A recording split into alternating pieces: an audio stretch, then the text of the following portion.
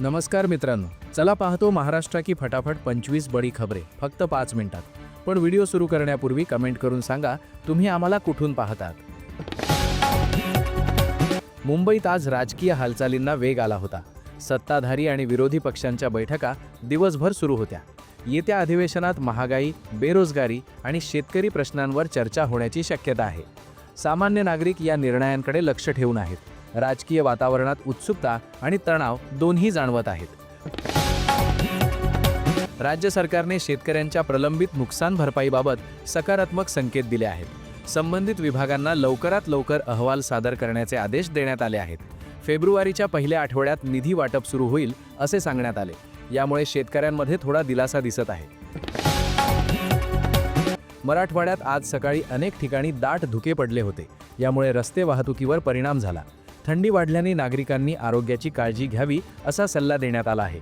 विशेषतः लहान मुले आणि वृद्धांना सावध राहण्याचे आवाहन करण्यात आले आहे. मुंबई लोकल रेल्वे सेवा आज वेळापत्रकानुसार सुरू होत्या. मात्र कार्यालयीन वेळेत प्रचंड गर्दी पाहायला मिळाली. अनेक प्रवाशांनी अतिरिक्त लोकल फेऱ्यांची मागणी केली आहे. प्रवासादरम्यान गैरसोयीचा सामना करावा लागत असल्याचे प्रवाशांचे म्हणणे आहे. पुणे शहरात वाहतूक नियमांची अंमलबजावणी अधिक कडक करण्यात आली आहे. हेल्मेट न घालणारे आणि सिग्नल तोडणाऱ्यांवर दंडात्मक कारवाई करण्यात आली. पोलिसांच्या या कारवाईमुळे वाहन चालकांमध्ये शिस्त वाढेल अशी अपेक्षा व्यक्त होत आहे. काही नागरिकांनी मात्र दंडाबाबत नाराजी व्यक्त केली. नागपुरात बेरोजगार तरुणांनी रोजगार संधी वाढवण्याची मागणी केली आहे. प्रशासनाकडे निवेदन सादर करण्यात आले. औद्योगिक प्रकल्प आणि कौशल्य विकास कार्यक्रम वाढवावेत अशी मागणी आहे. तरुणांमध्ये भविष्यासंदर्भात चिंता दिसून येत आहे. ठाणे जिल्ह्यात सुरू असलेल्या बांधकाम प्रकल्पांची सुरक्षा तपासणी करण्यात आली. अपघात टाळण्यासाठी नियमांचे पालन होत आहे का याची पाहणी झाली.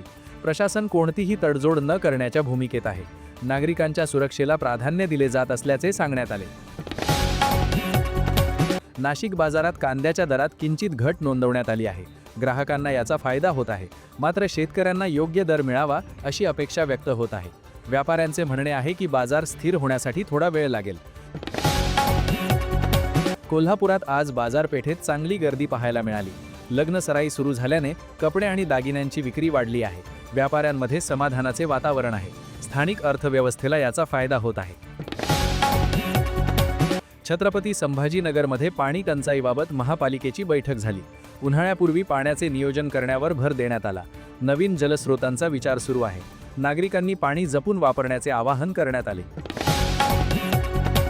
मुंबईत शाळांच्या वेळांबाबत पालकांमध्ये चर्चा सुरू आहे. वाहतूक आणि मुलांच्या सुरक्षिततेचा मुद्दा समोर आला आहे. काही शाळांनी वेळेत बदल करण्याचा विचार सुरू केला आहे. अंतिम निर्णयाबाबत पालक उत्सुक आहेत. राज्यातील सरकारी रुग्णालयांमध्ये औषध साठ्याची पाहणी करण्यात आली. आरोग्य विभागाने औषधांची कमतरता भासू देणार नाही असे सांगितले. रुग्णांना वेळेवर उपचार मिळावेत यासाठी उपाययोजना करण्यात येत आहेत. नागरिकांनी समाधान व्यक्त केले आहे. अमरावती जिल्ह्यात शेतकऱ्यांनी वीज पुरवठ्याबाबत तक्रारी केल्या आहेत. वारंवार होणाऱ्या वीज खंडितीमुळे शेती कामे प्रभावित होत आहेत. महावितरणकडून सुधारणा करण्याचे आश्वासन देण्यात आले आहे. शेतकरी मात्र प्रत्यक्ष अंमलबजावणीची वाट पाहत आहेत. पुणे विद्यापीठाने परीक्षांचे वेळापत्रक जाहीर केले आहे. विद्यार्थ्यांना वेळेत अर्ज भरण्याचे आवाहन करण्यात आले. परीक्षा सुरळीत पार पाडण्यासाठी तयारी सुरू आहे. विद्यार्थ्यांमध्ये थोडा तणाव जाणवत आहे. मुंबईच्या किनारपट्टी भागात सुरक्षा व्यवस्था वाढवण्यात आली आहे. पोलीस आणि यंत्रणांकडून नियमित गस्त सुरू आहे. कोणतीही अनुचित घटना टाळण्यासाठी खबरदारी घेतली जात आहे. नागरिकांनी सहकार्य करण्याचे आवाहन करण्यात आले. सोलापूरमध्ये महिला बचत गटांना नवीन प्रकल्पांशी जोडले जात आहे. यामुळे महिलांना आर्थिक स्वावलंबन मिळेल अशी अपेक्षा आहे. प्रशिक्षण कार्यक्रमही सुरू करण्यात आले आहेत. महिलांमध्ये उत्साहाचे वातावरण आहे. नागपुरातील रस्ते दुरुस्ती कामांच्या संथ गतीमुळे नागरिक त्रस्त झाले आहेत. रोजच्या वाहतुकीत अडचणी येत आहेत. प्रशासनाकडून काम लवकर पूर्ण करण्याचे आश्वासन देण्यात आले आहे. नागरिक प्रत्यक्ष काम पाहण्याची अपेक्षा करत आहेत. थंडीमुळे राज्यात व्हायरल तापाचे रुग्ण वाढत आहेत. डॉक्टरांनी लक्षणांकडे दुर्लक्ष न करण्याचा सल्ला दिला आहे. योग्य आहार आणि विश्रांती घेण्याचे आवाहन करण्यात आले. आरोग्य यंत्रणा सतर्क आहे. मुंबई शेअर बाजारात आज सावध व्यवहार पाहायला मिळाले. जागतिक घडामोडींचा परिणाम गुंतवणुकीवर होत आहे. गुंतवणूकदारांनी विचारपूर्वक निर्णय घेण्याचा सल्ला दिला जात आहे. बाजारात चढ उतार कायम आहेत. रत्नागिरी किनारपट्टीवर मच्छीमारांना सतर्कतेचा इशारा देण्यात आला आहे. हवामानात बदल होण्याची शक्यता वर्तवण्यात आली आहे. मच्छीमारांनी प्रशासनाच्या सूचनांचे पालन केले आहे. नवी मुंबईत नवीन बस मार्ग सुरू करण्याची तयारी सुरू आहे. यामुळे प्रवाशांचा प्रवास सोयीस्कर होईल. वाहतूक नियोजनावर काम सुरू आहे. नागरिकांनी या निर्णयाचे स्वागत केले आहे. जालना जिल्ह्यात पीक पाहणी सर्वेक्षण सुरू झाले आहे.